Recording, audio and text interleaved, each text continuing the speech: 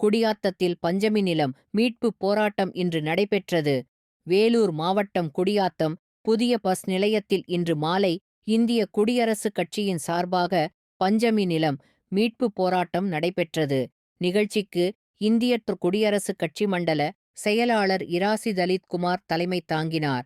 வேலூர் மாவட்ட டெடென்ட் இருவிப்புணு துணைத் தலைவர் எம். மது வரவேற்புரை ஆற்றினார். இந்நிகழ்ச்சியில் குடியரசுக் கட்சி மாநில பொருளாளர் கௌரிசங்கர், முன்னாள் மாநில துணைத் தலைவர் ராம ஜெயம் உள்ளிட்டோர் கலந்து கொண்டு சிறப்புரையாற்றினார்கள். நிர்வாகிகள், தலித் மக்கள் திரளாக கலந்து கொண்டனர். செய்தியாளர் KVR.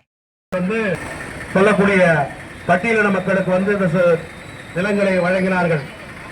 இது காலப்போக்கிலே மாற்று சமூகத்தில் இருக்கக்கூடியவர்கள் அபகரித்துதான் இதனுடைய டிசி என்ற ஒரு பட்டாவை மாற்றி கண்டிஷன் என்று சொல்லி இந்த நிலம்தான் டிசி லேண்ட். இங்கே அம்மா உணவகத்தில் இருந்து இங்கே அருணாச்சலம் பெட்ரோல் பங்க் ஒன்று இருக்குது. இந்த பங்க் வழியும் இது ஒரு டிசி லேண்ட்.